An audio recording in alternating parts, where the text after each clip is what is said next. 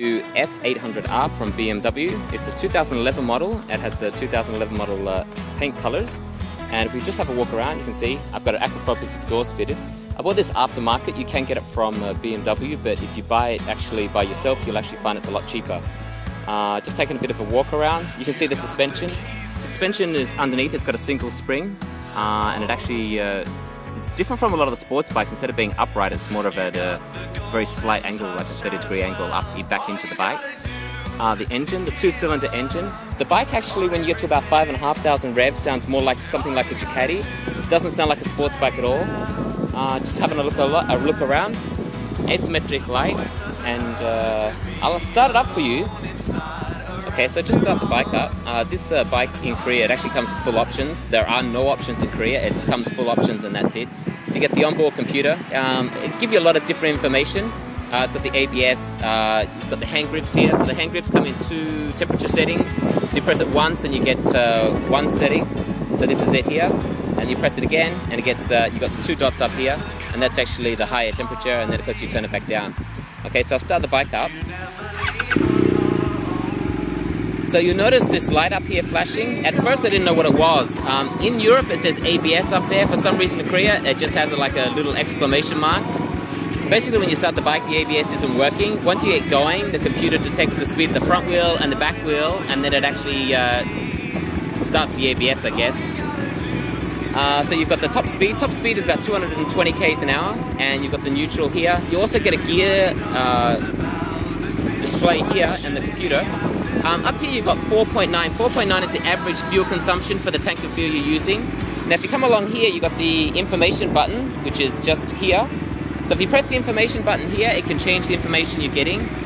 So here it tells you the average amount of fuel that you're using as you're driving. So this is per 100 Ks. And as I'm not moving, it's at 0 right now. If I press the information again, ambient temperature, so 25.5 degrees, perfect weather for riding, even though it's overcast. 55k, so this is my average speed for the tank of fuel that I've used, so average speed. This is actually a little bit high because I've been riding outside the city quite a bit, but once I'm in the city this will come down a bit. The next one is the fuel usage. So this is 4.9 litres per 100 Ks. Okay. So that's all the information you got on the computer. The computer can also show your tyre pressure, so if you've got the tyre pressure sensors, it can show the tyre pressures. Also it runs a self-diagnostic, so if you've got problems with the ABS and anything like that, it shows up in here. So there's a whole stack of warning lights down the side here. And it also gives you a readout as well. So that's the front dial display. I'll just...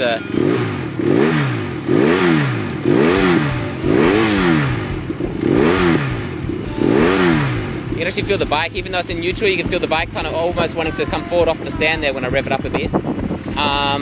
This is an aquaphobic exhaust. Now if you're looking to buy an aquaphobic exhaust, I love aquaphobic. I've always put them on my bikes. A lot of people listen to them on YouTube when the bikes are idling and they think, oh yeah, it sounds okay, whatever. But the thing to take into account is that it sounds very different when you're actually going along.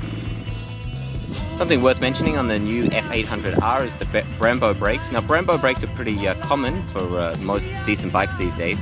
They can see down here on the other side, they've actually got this down here. This is actually for calculating the ABS.